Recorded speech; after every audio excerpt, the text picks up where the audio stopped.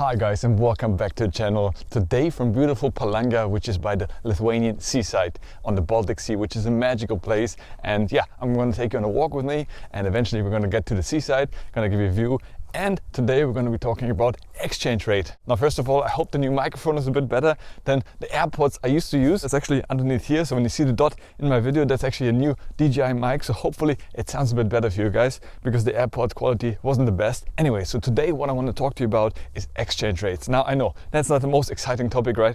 Normally I like to talk about stocks or investing or Bitcoin or cryptocurrency, what have you.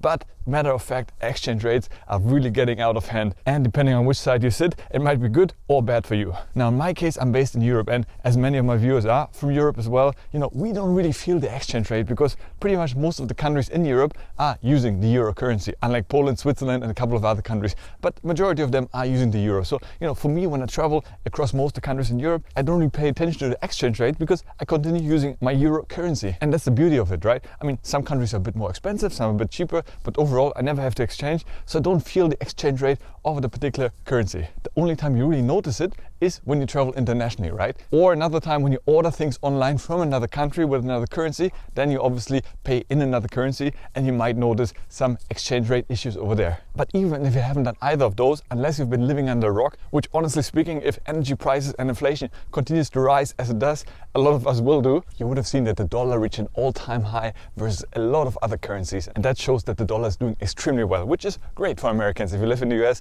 especially if you want to travel abroad, amazing. But for people like us in Europe, it really hurts. You can really feel the devaluation of your currency versus the dollar. In fact, it's not just the euro, it's also the pound and many other currencies reaching an all-time low versus the dollar. So let's look at the euro in particular. It has reached a currency parity, so to say, which is 1-to-1. $1 equals 1 euro. And that hasn't happened even since the inception of the euro, which is over 20 years ago. 1 euro has always bought more than $1. And now it reached a 1-to-1 parity, and some experts saying that it might actually fall below that. Now you may ask, what are the reasons for it? And as you can imagine, the world is complex. So there's not just one reason. However, one big reason and driving factor for that is of course the global inflation. And more importantly, the US central bank, arguably the most powerful central bank in the world, and how they're changing their monetary policy by increasing the interest rates. Now before we dive in deeper, let's appreciate the beautiful seaside. Look at this. Absolutely gorgeous. So peaceful here. Because the Federal Reserve in the US basically started increasing the rates, and a lot of countries abroad followed doing the same principle, but they've been one of the most aggressive ones to curb inflation. As you remember, back in 2021, they printed almost 40% of total dollar circulation. They printed it, so obviously that was one of the reasons that led to huge inflation rates. I'm just trying to cross this little river here. As you can see, not easy, but I'm staying with it to get the content to you right from the beach.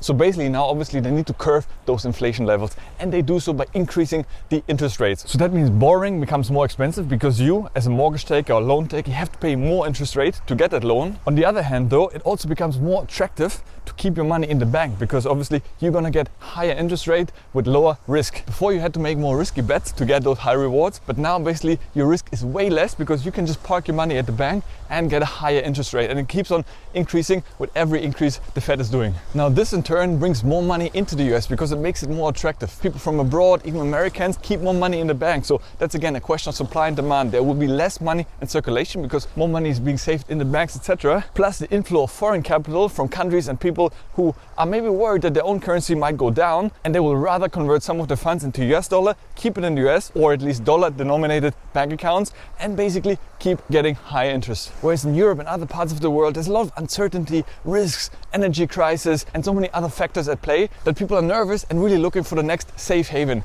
And that seems to be the dollar at the moment, which actually accounts to about 70-80% of global trade worldwide is done in dollar currency. So obviously, why wouldn't you want to have a dollar? So yeah, while it's great for Americans traveling abroad, it definitely makes their trips so much cheaper. And of course, it's good for Europeans because we're gonna get most likely more Americans coming because, for them, it's like super cheap coming to Europe and other parts of the world by having such a strong dollar. Now on the flip side though, it also makes the American exports much more expensive.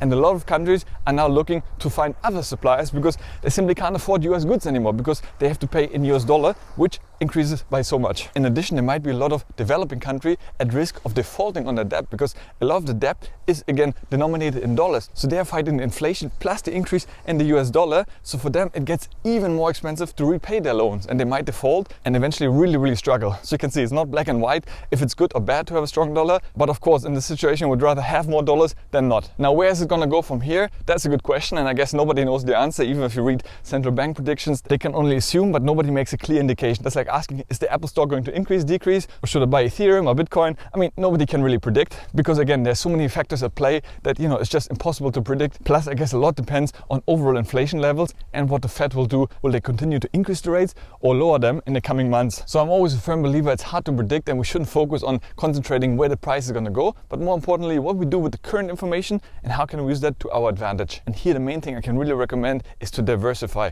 And we always talk about diversification of your investments, right? We want to own some stocks, some cash, some crypto, ideally some property as well. So it's very important to diversify across different asset classes. But as we can see now, it's equally important to diversify across different currencies because you don't want to only over-rely on one currency because otherwise your entire holdings might drop by 20%, which we've seen now with the euro currency, right? So if one day you plan to move to the US or the euro keeps on dropping and you want to convert some of it into US dollar, you're really at risk of losing out in your currency versus other currencies. And let's be honest, I don't think the dollar is going anywhere. And that's why I think it's so important to have at least some exposure to the dollar. And what it means for myself, I will definitely start looking for more stocks and indexes that are denominated in dollar currency, which yes, at the moment makes it more expensive for me to buy, but at the same time, I'm hedging risk because again, I don't know what the future will bring. The euro might continue to drop even more and I'll be very happy to have dollar-based stocks or indexes. I can actually give you a very good example where it worked in my favor. Many years ago when I used to live in Dubai, I bought some property over there. And actually for a while, I always checked for the property prices in dirhams, which is the local currency there.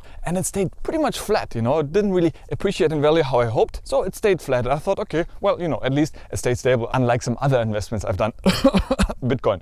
Anyhow, however, now I recently actually checked how much, if I sold it today, it would be worth in euros. And I was positively shocked because in real value, I would basically get the same as I bought it for, which is, as I said, pretty much flat, but adjusted to currency. And that's the good thing because the dirham is actually pegged to the US dollar. So it really goes 1-to-1 with the dollar. It's not 1-to-1, but it moves exactly with the dollar. So now with the dollar being so strong versus the euro, I actually got a 20% increase in value from my property purely from the currency exchange. And that just shows you the power of being diversified. If I invested all of it in euro, then I would be now at a loss. But of course, who knows, in a couple of years down the line, the dollar might fall and euro comes back or the pound or what have you. Nobody can predict it. And that's why I think you have to diversify and keep an eye on exchange rates. I know it's not something we usually look at, but definitely now I make sure on all my website where I track my investments, etc. I always have exchange rate at the top as well to just see what's happening in the markets and maybe I can use it to my advantage. So I don't think any of us has to become a foreign exchange expert, but knowing about it and using it to your advantage definitely helps you in becoming a better investor. And if you want to learn how you can get the best exchange rates whenever you travel, then check out the video over here where I'm going to run you through my favorite app for getting the best exchange when traveling. Guys, I hope you enjoyed the video. If you did, please give it a like, subscribe to the channel. It means the world to me. As always, thank you so much for watching. Stay healthy, get wealthy, and I'll see you in the next one.